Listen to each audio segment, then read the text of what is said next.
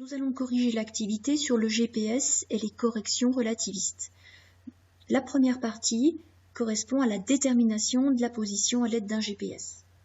Petite précision avant de commencer, donc le récepteur GPS, ça peut être un véhicule, il reçoit un signal, il lit l'heure à laquelle il l'a reçu, et il a également l'heure à laquelle le signal a été émis par le satellite. Donc le récepteur va pouvoir calculer la durée entre l'émission et la réception du signal. Chaque satellite envoie un signal électromagnétique au récepteur GPS. Comme le signal électromagnétique se déplace à vitesse constante, eh bien, on peut appliquer C fois delta T, C étant la vitesse du signal correspondante. Donc, dans nos trois cas, avec les mesures données, on peut directement calculer la distance entre le récepteur et l'émetteur. Pour faire les calculs, le plus simple, c'est de laisser la célérité en kilomètres par seconde. La durée, par contre, on la convertit de microsecondes en secondes. Quand on fait les calculs, on trouve des distances. RE1 égale 55,70 km, RE2 75,0 km et RE3 91,15 km. Alors ne soyez pas étonnés avec les valeurs de ces distances. En fait, les mesures qui ont été données, plus précisément les résultats des mesures, correspondent en fait au signal. C'est comme si le signal avait été émis de la ville qui nous intéresse jusqu'au récepteur. En fait, on ne vous a pas donné directement la durée totale mise par le satellite pour aller jusqu'au récepteur. Donc à partir de là, eh bien, on ne connaît pas la direction de ces trois villes par rapport au récepteur. Il va donc falloir tracer trois cercles. Donc ces cercles, eh bien, on va les tracer à l'échelle. D'après l'échelle, 1 cm pour 44 km. Donc le premier cercle de centre Châlons-en-Champagne aura pour rayon 1,26 cm. Le deuxième cercle qui a pour centre 3 aura pour rayon 1,70 cm et le troisième cercle qui aura pour centre Nancy aura pour rayon 2,07 cm. On le reporte sur la carte. Donc moi je les ai reportés mais je les ai pas forcément bien fait à l'échelle. Donc premier cercle en rouge, centre Châlons-en-Champagne, le deuxième le 3 et le troisième la ville de Nancy qui est au centre.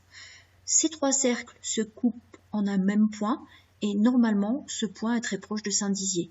Donc le véhicule, le récepteur GPS se trouve autour de Saint-Dizier. Par rapport à la construction graphique, avec le GPS, la précision est tout à fait correcte. Maintenant, passons à la deuxième partie, GPS et correction relativiste.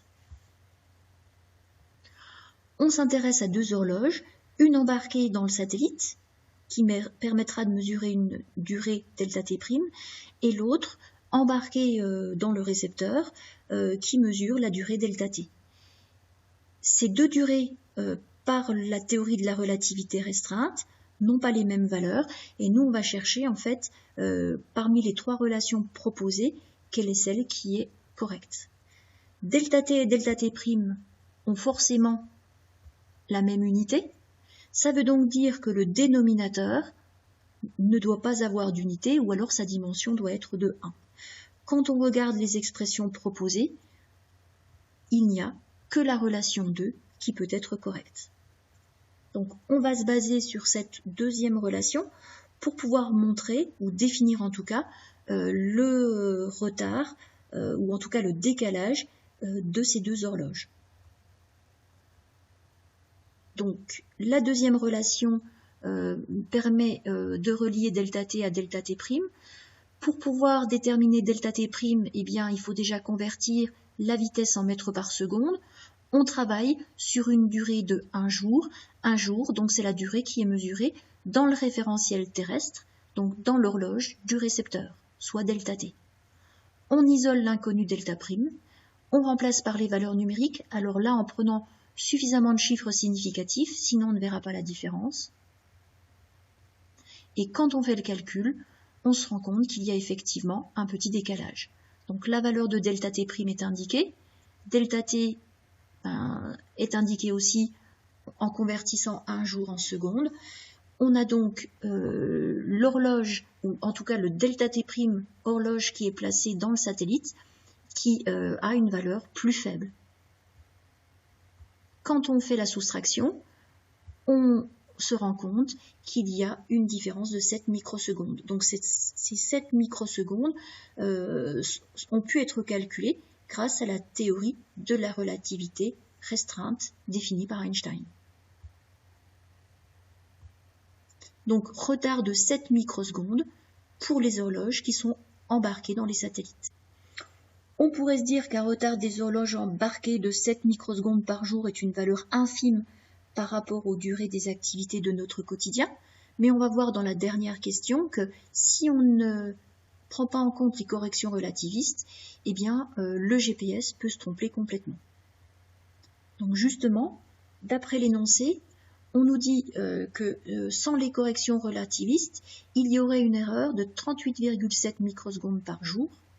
Cela impliquerait eh bien, une erreur sur la distance qui peut être calculée toujours par la même relation. Et en une journée, quand on fait l'application numérique, on trouve une valeur de 11 km. On vous demandait de déterminer l'erreur par minute. Donc on convertit un jour en une minute et ça donne à ce moment-là une erreur sur la distance de 7,60 m. Alors cette erreur sur le positionnement peut nous paraître sans grande conséquence dans nos activités quotidiennes, mais elle montre aussi, elle révèle une importance extrême dans le domaine militaire, notamment quand il s'agit de localiser précisément une cible à abattre.